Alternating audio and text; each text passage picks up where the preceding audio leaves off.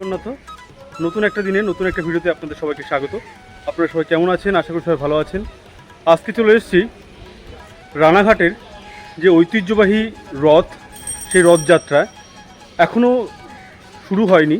রথযাত্রার যে পরিক্রমা, তো সেহেতু কিন্তু আমরা রানাঘাটের এই ঘাট চত্বরে চলে এসেছি।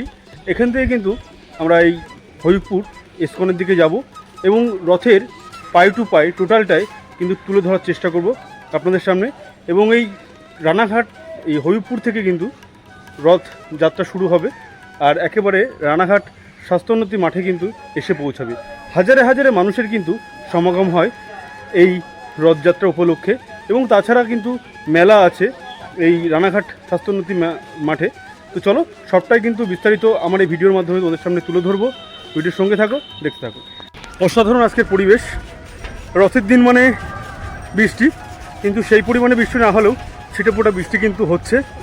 তো সেইভাবে কিন্তু আমাদের এগিয়ে যা, খুব তাড়াতাড়ি কিন্তু পৌঁছে যাবো হরিপুর ইস্কনের দিকে। আর ওখান থেকে রথযাত্রা টোটালটাই কিন্তু আমাদেরকে তুলে ধরার চেষ্টা করব।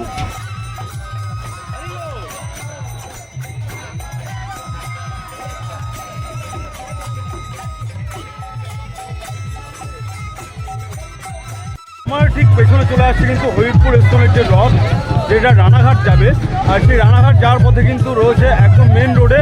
আর দেখতেই পাচ্ছ রানাঘাট এবং হরিপুরের মধ্যে যে জনস্রোত ঘটেছে এই রথকে কেন্দ্র করে, অসাধারণ যাকে বলা যায়। তো তোমাদেরকে সবটাই কিন্তু দেখাবো, দেখতে থাকো।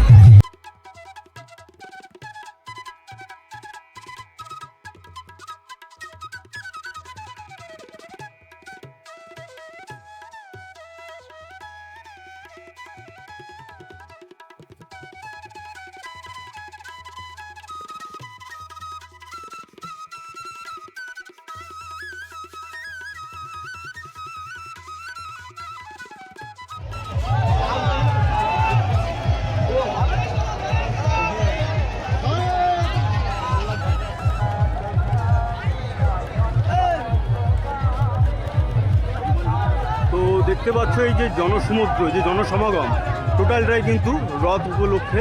আর সবাই কিন্তু এখানে রথের যে দড়ি সেই টানার কিন্তু অপেক্ষায় ছিল। আর মোটামুটি এই মুহূর্তে কিন্তু চলে এসছে রথ একেবারে আমাদের সম্মুখে, একেবারে দূরে দেখা যাচ্ছে রথ। তো রথের দড়ি টানার জন্য কিন্তু মানুষের পুরোহারি লেগে গেছে। দু সাইডে দাঁড়িয়ে আছে, দু সাইডে অগণিত মানুষ যারা দাঁড়িয়েছে শুধুমাত্রই রথ কখন আসবে এবং সেই রথের দড়ি কিন্তু তারা ধরে কিছু দূর অন্তত নেবে। এর অপেক্ষায়, এই রথের অপেক্ষায় কিন্তু মানুষের কিন্তু দীর্ঘ প্রতীক্ষার অবসান ঘটেছে। এবং অবসান ঘটার পরে কিন্তু এই রথ কিন্তু চলে এসছে ইতিমধ্যে। তো দেখো মানুষের যে সমাগম এখানে কিন্তু লক্ষ্য করার মতন।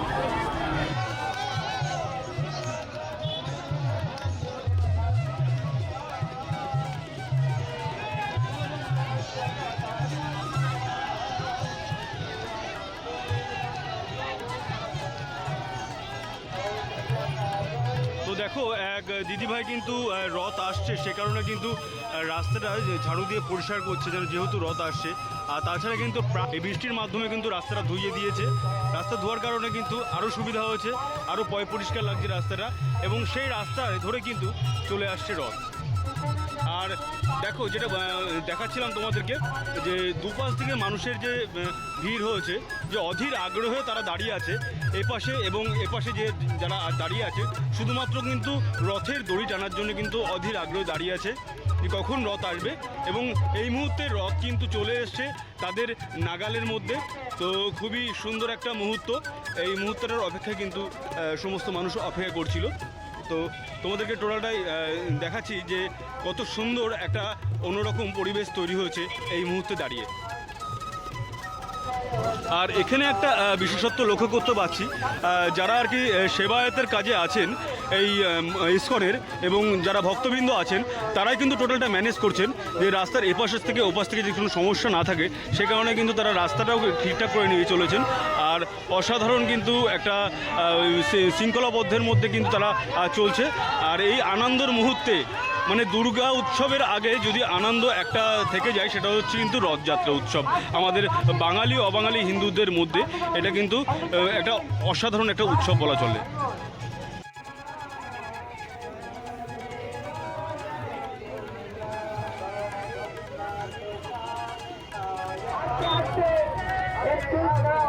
Hare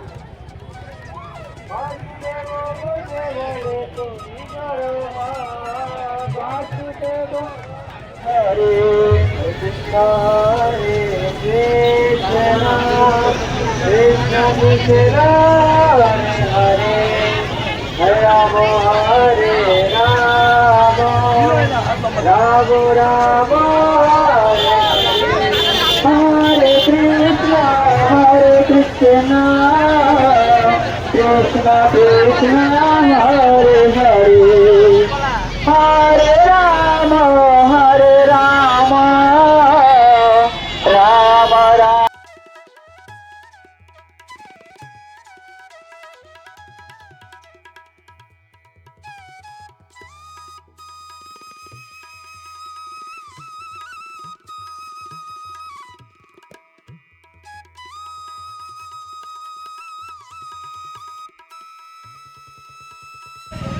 তো একেবারে কোটপুরের ফ্লাইওভার, আর ফ্লাইওভারের সোজা কিন্তু তোমার রানাঘাট স্টেশন, আর এদিকে অভিপুর যাওয়ার রাস্তা। এখনও অবধি কিন্তু রথ কিন্তু রাস্তায় আছে, রথ প্রদক্ষিণ করতে করতে এদিকে কিন্তু আসছে। আর একেবারে তোমাদের দেখায়, এই ফ্লাইওভারের দিকে তাকালেই কিন্তু পড়ে যাবে কিন্তু রানাঘাট স্বাস্থ্য উন্নতি সমিতি। আর এই প্রাঙ্গণে কিন্তু তৈরি হয়েছে যে পূজা মণ্ডপ জগন্নাথ দেবের, সেটা তোমাদেরকে একটু ঘুরিয়ে নিয়ে এসে দেখায়।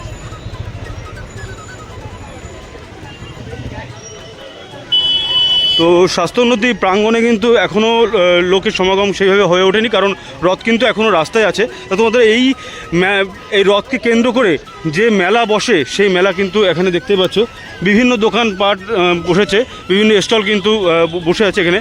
তো ভিতরটা তোমাদেরকে একটু ঘুরিয়ে নিয়ে আসি, এবং জগন্নাথ দেবের যে পুজোর উপলক্ষে, রথের উপলক্ষে যে পূজা মণ্ডপ তৈরি করা হয়েছে, সেটা কিন্তু তোমাদেরকে ঘুরিয়ে ঘুরিয়ে দেখাবো। বিভিন্ন দোকান পাশার কিন্তু ইতিমধ্যে বসে গেছে। আর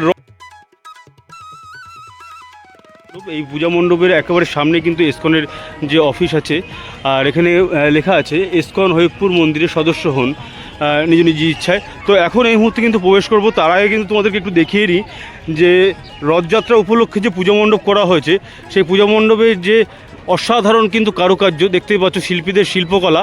কোথাও আছে কিন্তু হনুমানজি এবং সীতার যে বাক্যালাপ, এবং কোথাও কানাইয়ের যে গরু চড়ানো, সঙ্গে সঙ্গে একেবারে উঁচু যে চূড়ায় কিন্তু রাধাকৃষ্ণের একটা মূর্তি আছে।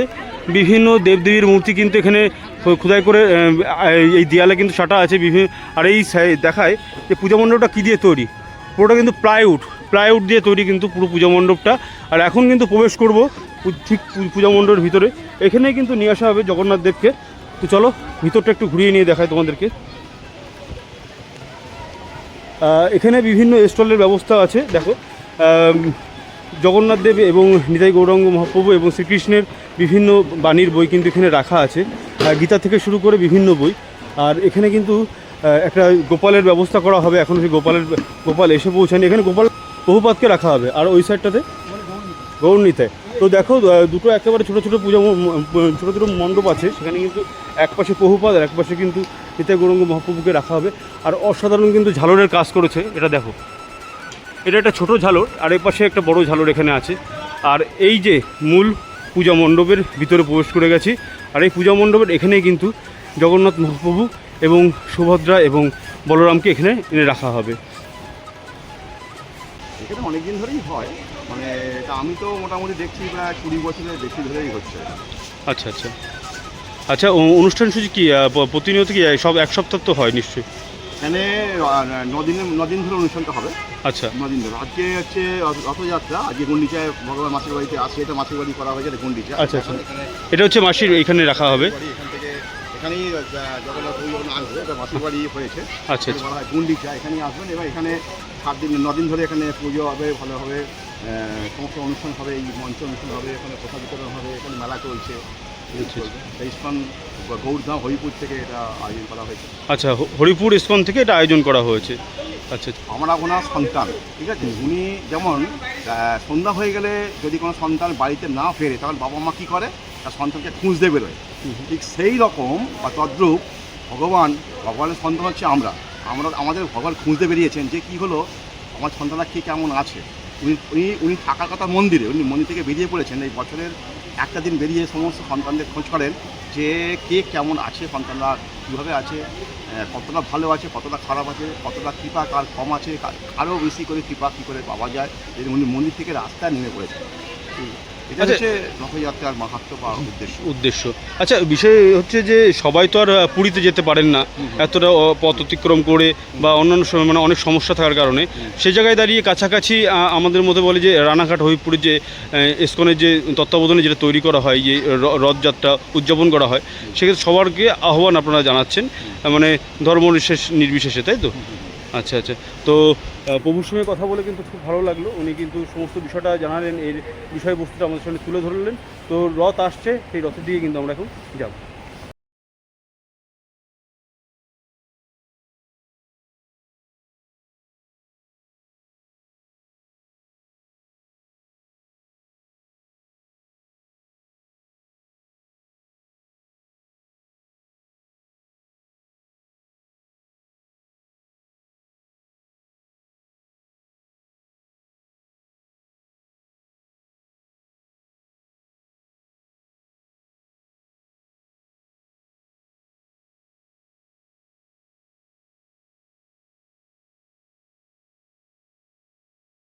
আসছেন ওনার কাছ থেকে শুনে নেবো। আচ্ছা, এখানে কি আপনি প্রথমবার আসছেন এই মেলাতে? আচ্ছা, কেমন লাগছে এখানে এই মেলাতে এসে? আমরা আবিদপুরে গেছিলাম তো, আচ্ছা, আচ্ছা। এখানে আসা হয় প্রতি বছর, কিন্তু এই বছর আমরা এখানেই এসেছি। এখানে খুব ভালো লাগে। মানে এখান থেকে এসে আপনারা রথটা দেখতে পারবেন, সে কারণে প্রথমে এখানেই এসেছেন? আচ্ছা আচ্ছা। ওখান থেকে বেরিয়ে আসলে রথটা তো আমরা টানতে পারি না, এদিকে আমরা রথটা টানতে। কারণ সাধারণত সবাই তো সবসময় হয়ে ওঠে না পুরীতে যাওয়া, না না, আর সেই জায়গায় দাঁড়িয়ে কাছাকাছি একদমই এটা মানে খুবই সুন্দর একটা রথ আমি একটু আগেই দেখে এলাম, আর সেটা এখানে আসছে। আপনাদের বাড়ি কোথায়? আমাদের বাড়ি হচ্ছে নৈহাটি। নৈহাটি। তো দিদিভাই কিন্তু নৈহাটি থেকে এখানে এসছেন এই রথযাত্রার উপলক্ষে যে আয়োজন করা হয়েছে বিশাল অনুষ্ঠান, এটা 9 দিন ব্যাপী হবে। তো আজকেই চলে যাবেন তো বাড়িতে? হ্যাঁ, আমরা এখানে। আচ্ছা, তো ওনার সঙ্গে কথা বলে কিন্তু খুব ভালো লাগলো। উনি কিন্তু এই প্রথমবার এসছেন, আর প্রথমবারের অভিজ্ঞতা কিন্তু অনেক সুন্দর তার কাছে। আর বড় রথ তো আসছে, তার সঙ্গে ছোটদের জন্য যে ছোট রথগুলো এখানে কিন্তু দোকানে বিক্রি বাট্টা হচ্ছে। আর মোটামুটি কিন্তু দেখতেই পাচ্ছ যে এখানে কিন্তু রথগুলো কিন্তু তৈরি করা আছে বিভিন্ন সাইজের, বিভিন্ন দামের আর কি। তো অসাধারণ লাগছে এই জায়গাটা এসে। দেখো আরও কিছু হাতের কাজ আসছে, এগুলো দেখায় যে এইগুলো।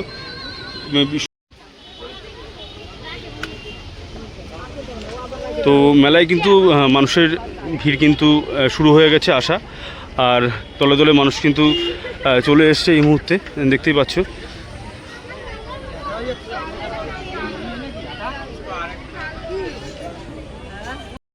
একদম গরম গরম খাস্তা। আপনারা বিভিন্ন মেলায় অনেক রকম চপ খেয়েছেন, আর এবার খেয়ে দেখুন বিভাসের পাঁশকুড়া চপ। আমরা গ্যারেন্টি সহকারে বলছি আপনাদের ভালো লাগবে। জয় জগন্নাথ।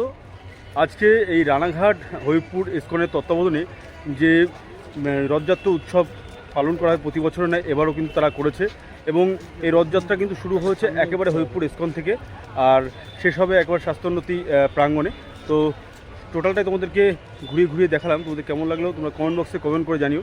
আর যারা চ্যানেল নতুন তারা চ্যানেলটিকে সাবস্ক্রাইব করে দিও, পাশে থাকা বেল আইকনটি প্রেস করে নতুন নতুন ভিডিও নোটিফিকেশন পাওয়ার জন্য। চলো বন্ধুরা, আজকের মতো টাটা, পরবর্তী ভিডিওতে আবার দেখা হচ্ছে।